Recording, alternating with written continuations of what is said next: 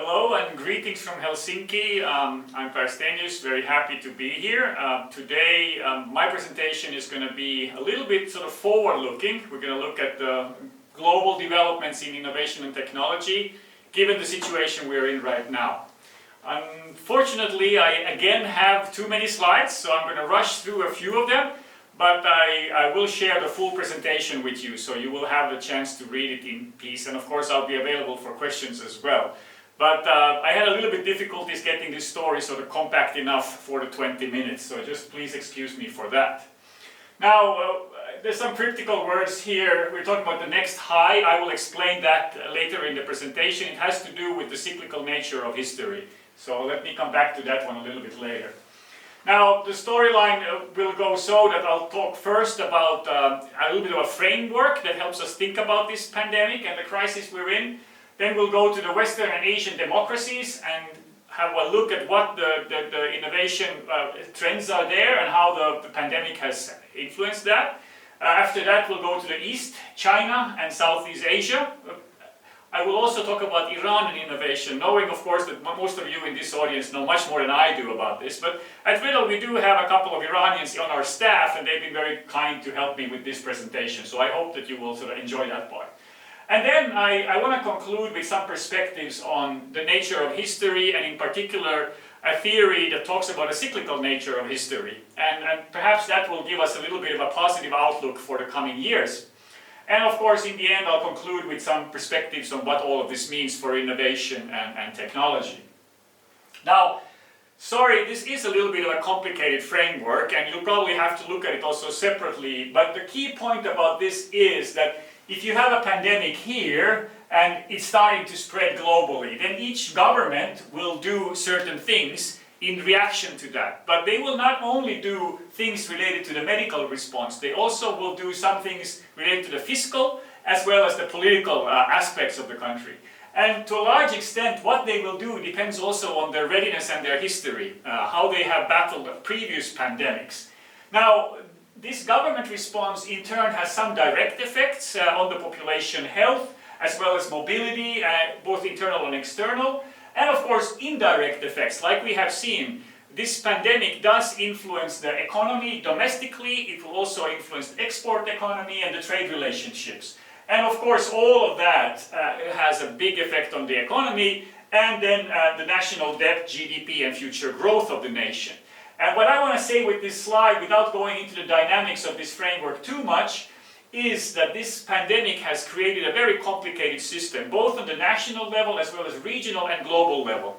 And there are a lot of couplings back in this. So these reactions or these responses, they are cyclical. And they are not completely independent either, because then how things are happening in one country affects other countries and it comes back to you depending on how the global spread happens.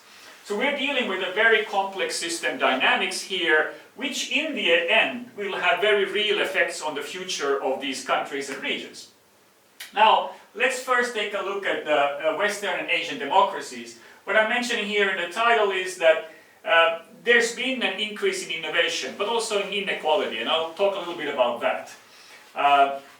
But the key point here is whether these countries have been able to grab this opportunity that the crisis presents to also do some longer-term renewal of their countries. And that has been a mixed bag. Some countries have and some countries have not. Now, one of the things we can say if we look at the data so far is that in this region, the R&D expenditure has been on a very high and stable level throughout the time. But what we can see here is that due to the pandemic, GDP evolution dropped dramatically. And this, of course, may have the effect that R&D expenditure in the coming years might drop in the worst case. Now, it's most likely that certain technologies will continue presenting resilience against loss of R&D, digital solutions, 5G networks, pharmaceuticals, eco-friendly technology, and things like retail, e-commerce. They probably will continue to be developing. But the real question is, will this drop in GDP that the Western democracies are seeing have an effect on their innovation on a larger scale? The other thing that we have to remember, and also a topic that I talked about in the previous IRAMOT presentation that I had, was the influence of private equity and venture capital on the innovation. And in particular, in Western democracies, this factor is quite significant because a lot of the innovation is driven by private equity. Unfortunately, the trend has been decreasing over the years or the quarters that we have here. This is from 2018 to 2020. And I think a lot of the startups right now are having some difficulties finding funding. But this is of course not the general trend. And the positive factor we have to remember is that private equity still has a lot of dry powder. And the amount of capital overhang or excess capital that they have not yet invested is increasing. So although there has been a negative trend, most likely after the pandemic there will be an inflow into the attractive startups, and there certainly will be opportunities for that. But it may be that some startups will meanwhile fall out from the game. If you look at the different countries, we've looked at a number of countries here for the Global Innovation Performance Index, and we looked at a period from 2012 to 2019. What you can see is that, perhaps not surprising, South Korea has been very active in this, but maybe the fact that Russia and China have increased their index quite a lot is a little bit more surprising. So China has been very active in this. Meanwhile, the pandemic has hit both US and Europe quite hard. And what you can see also here is that the innovation index has not grown so much. And should it be so that these regions, USA and Europe, do not continue their innovation due to the negative effects of the pandemic, obviously we have a situation where countries like China might be actually surpassing them. So what we're seeing here is perhaps a little bit of a change in the global order of things as well. I've added some details here if you are interested in that. Overall, we have to say that this COVID-19 has accelerated change in a number of dimensions. So what you see here is that, first of all, globalization has changed. People have become more regional. There has been some limitations on the supply chain. Meanwhile, also inequality, both on a personal level as well as a company level, has increased quite dramatically. So the big companies tend to have done a little bit better, whereas the small companies have suffered from that. Labor has been affected as well, and unfortunately, especially in the service industry, the low-paying jobs, they have been affected more. Innovation in certain areas like digitalization has increased, but on the other hand, overall, it depends on the country how the innovation is proceeding. If you look at the technology, a lot of the technology development that we're seeing is related to the pandemic in the sense that robotics, additive manufacturing, artificial intelligence, they all have to do with reducing the dependence on human labor and making the factories more independent. Of course, not surprising that biotech and pharmaceuticals has continued to develop is maybe natural effect of this. But overall, if you look at what's happening because of the COVID-19, you see that there's been an increased fragmentation, localization, and inequality in the economic scale, and on the other hand, from a technology point of view, a reduced dependence on humans. Now, I want to touch a little bit on this inequality issue because I think this will very rapidly cause societal problems, and I think we see some of that already in the US. Most likely we will see it also elsewhere in the Western democracies if this trend continues. This is about a chart about how the Gini coefficient, which measures inequality in some sense, is expected to develop in the coming years. And you can see here the reliability ranges, but the expected change is quite significant in the coming years. So this means that wealthy people are getting wealthier, whereas the poor people are getting poorer. And not a very desirable trend because it causes social unrest and other negative effects. The other thing we have looked at here is how billionaire wealth has been developing during this year, 2020. And you can see here that there's been sizable growth across all of the sectors. These sectors are the predominant source of income for the specific billionaires. I have the sources here, but no surprise, health and technology industries and the billionaires who are taking their wealth from those industries, there's been a significant change in this recent time. And overall, on a global scale, there's been a significant change. From April to July, it's been 27% on average. Now, amid all of this change, there are some topics which are getting increasingly hot. And this is not only driven by the pandemic, but also because of the political response that the pandemic has caused. So there's been an increased tension between US and China, and maybe not so much because of the pandemic, but more of the Trump administration, also a tension between US and Europe. And the three areas of technologies where this is sort of highlighted is, of course, 5G technology, AI and semiconductors, and web-based services. I think web-based services is the easiest one. Each region has recognized that the dominance of one country in the web space is dangerous, and there's been increased efforts to limit the global sort of large players that are using internet as a platform.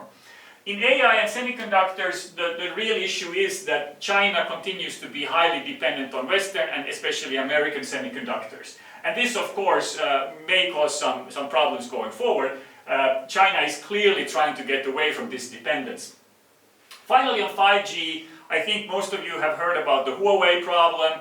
US has been promoting this issue that Huawei is not the responsible supplier. This has spread out to Europe. Overall, 5G technology is critical as we develop our infrastructure, so clearly then this will be a big topic. Each of these regions will probably put a lot of effort on making sure that they have a sustainable base in that technology. So I added here a quote from Joe Biden where he talks a little bit about China, and he states that the route for America is getting back to the way it was before the Trump administration, which means working more with their known partners, alliances, and so on, and making sure that they have a group of partners working with the US leadership, which has a little bit dropped in the last few years. Meanwhile, China, of course, they are in the middle of a supply side structural transformation. And in order for China to control its resource allocation across such a vast country and economy, they need technologies like AI, big data, and 5G, which have developed a lot during the pandemic, as you have seen. There are other areas as well as semiconductors and commercial aircraft. China wants to be independent of that. And the key drivers for China is the Big Belt Belt and Road Initiative and the free trade agreements, which they have been very active on in the recent times. Now, let me now switch to East and talk a little bit more about China. The change in China is also visible in their numbers. So this here illustrates an uncertainty index, and you can see how the uncertainty has been increasing over the past few years, partially through the Trump administration, but certainly also highlighted by the pandemic. Now, meanwhile, what has happened for China is that the Chinese economy and the value of the export has been increasing, but the share of export as a part of GDP has been decreasing. So you can draw the conclusion from this that China is more active than ever, but at the same time it's spending more and more effort and time on its domestic economy and making sure that there's a strong demand domestically, and that is becoming more and more important for China. Now, in the past we had a situation where US pretty much was the global demand hub, and all the other regions were dependent on that economy. The question is, are we now moving into a more of a multimodal structure where you have the three regions, Europe, Americas, and Asia, and some regional integration playing a role? For sure, China is more active in this regards, and you will see that soon when we talk about Southeast Asia as well. Certainly in Europe there is a discussion now on how Europe should act, and there's been an increased distrust to the American leadership because frankly, the legacy of the Trump administration has been very negative in this regard. Meanwhile, of course, it's clear that Americas will need to have their internal collaboration. This is a big market and they have strong partnerships there. But we may be seeing a trend where we move to a new way of operating globally. Now, in China, what has been happening, and it's very interesting, is that China has been, the pandemic has driven technology development in particularly three areas. So public health monitoring and evaluation, prevention, and then diagnosis and treatment. And I've listed here some of the use cases that we see in China. Some of them, of course, highly questionable, especially from a Western democracy point of view, because they are reducing sort of the data security of an individual. But certainly they've been very effective in terms of battling the pandemic. And the interesting thing about China is that they've used extensively these private-public partnerships to develop this technology. US has done the same as a capitalistic nation, but it's interesting to see that China has been much more active in this area. And we are expecting that some of these technology developments will also be strong on a global scale, so that it may lead to global products and offering that China will be selling or exporting to others. So certainly the pandemic has created a lot of innovation and renewal inside China. Now, just quickly about Southeast Asia, apart from Indonesia and Philippines, the other nations managed the pandemic quite well, perhaps also because of their experience of the SARS epidemic. Interestingly enough, the digital economy has grown across multiple sectors in this area. So Southeast Asia has taken advantage of the pandemic and gone into more of a digital economy while doing it.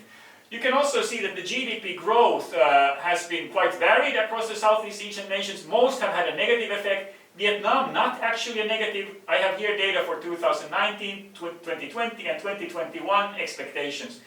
But the key point here is that all of these countries, the whole region, will come back very quickly to a positive GDP development as the pandemic is, we are switching into the next year and the pandemic is coming towards its end, hopefully. One interesting case that I want to quickly mention is Vietnam. Vietnam has done a very good job battling the pandemic, and it also directly is reflected in its economic development. It was one of the few countries where the GDP growth continued throughout the pandemic. And the economic outlook for Vietnam looks very good, also given the current situation. US-China tension, of course, and other factors also influencing. Also the fact that both South Korea and Japan have invested heavily into Vietnam. So Vietnam is a very interesting case, and it shows clearly how the pandemic and the crisis connects to the economic evolution of a country. So these are related, and a country can make the best out of it, even in a crisis. Now, Southeast East Asia overall is a very rapidly developing region. Most people might not think of that, but in fact, if you look at the data, the patent filing in Southeast Asia is growing. Also, the digital economy, this is data from 2015 all the way to expected growth in 2025.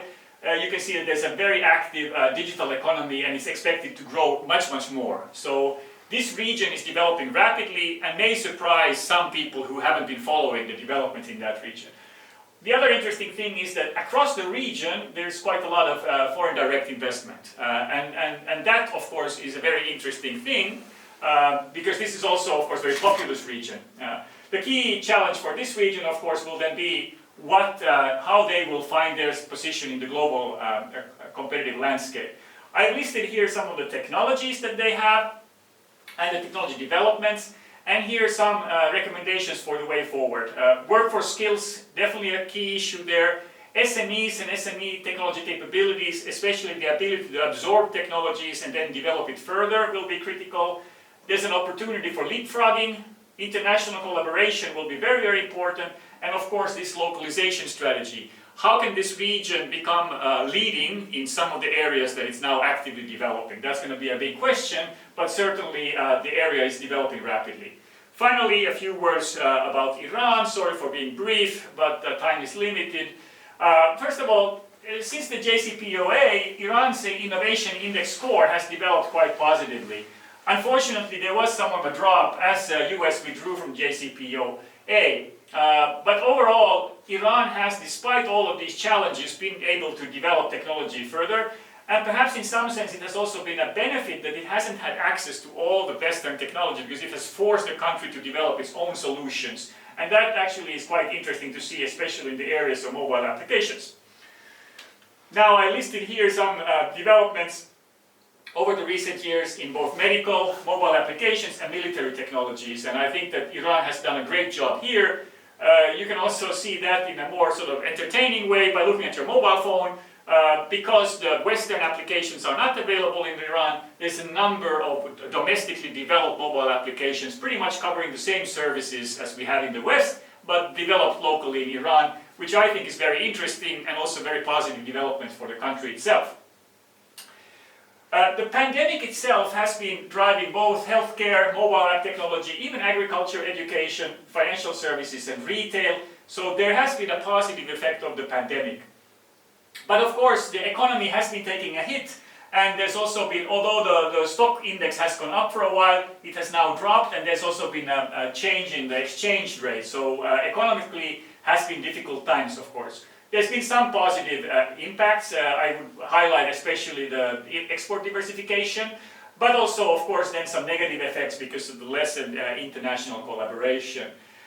Politically, what you can see is that Iran-China, Iran-Russia relationship is getting closer from a political point of view, and from a trade point of view, you can see that China is increasingly a key partner for Iran, both in import and export. I listed here some thoughts. This is based on some reports that we have read and some of our own thinking, but these are some ideas that we think Iran could benefit from. Most importantly, I think the last two ones from my point of view, intellectual property regulation, as well as then the innovation and entrepreneurial ecosystem, which was also the topic of my previous IRAMOT discussion. So I see that there's a big, Iran is already innovating a lot. If these two areas can be developed, even domestically, without regards to the external world, I think it would be a big benefit for Iran. There is clearly potential for innovation there. Let me now conclude with a few minutes about this cyclical view on history. Many of you maybe know the congregative waves of growth, which is driven by technology generations. This is also known as creative destruction, something that Schumpeter has been popularizing. And these cycles, which are well established, they're roughly 40 to 50 years from top to bottom. What it means here is that the economic activity goes in cycles with technology. So that's sort of one view on cyclical evolution of history. There is another view which is presented by Strauss and Hall in the book Fourth Turning, which actually looks at sequences of 80 to 100 years, which they call a seculum. Here I'm trying to illustrate how that would have been for the American history. And the idea is that human history goes through these cycles of seculums, and each seculum has four phases. The first turning, usually a high, second turning is an awakening, third turning is an unraveling, and the fourth turning, in which we are right now, is the crisis. Now, this book is very interesting, in particular because it predicts, it was written in 1997, but it predicts the events of the current decade extremely well. And I'm not going to go through the details, I'll let you read this through, but the key point is that the book predicts this crisis period from 2005 to 2026, and that there would be a high period following this. So we would perhaps still have about a few years, maybe up to 5 years, of a crisis period which we find ourselves now, but there would be a high period, the previous crisis of course being the World War era. So I think this is a very interesting view, and I wanted to raise this up because many of us maybe feel quite depressed right now with the pandemic and the economic evolution, but we have to remember that history is rarely linear. There actually could be a view on cycles, and if that's the case, if we believe this theory, there is a high period coming up. I'll skip this, but it's very interesting reading how these authors in 1997 made some scenarios and explained what the period, the 2005 to 26 would be like. And when you read that, it is like you're reading a prophecy. It's amazingly accurately describing what we are seeing today. But the key point, of course, is when will this crisis end and what will drive its end, and will it be a globally synchronized change to the high period or not? Now, let me just conclude here. So, what I wanted to say with the cyclical view of history is that there's more to it than what we see now. We are clearly in a changing phase. The world order is changing. We can see that from the rise of the Asian region. We can see the intensity around global alliances, new regions forming. And we can also see the accelerated innovation on multiple fronts, especially digital technologies, but also other areas. Unfortunately, we also see a lot of social issues like inequality and racism and other things like nationalism that is rising its head. So, what I'm saying here is that most likely in the coming years, what will be important is to continue this innovation and technology development and to make sure the ecosystem is supporting that. But more importantly, I think the winning nations will be the ones who actually take a look at all of these issues and also address the social inequality issues and other things. So with this in mind, and then ending with the point about the cyclical worldview, hoping for a high period coming up, I want to thank you very much, and I'm looking forward to your questions.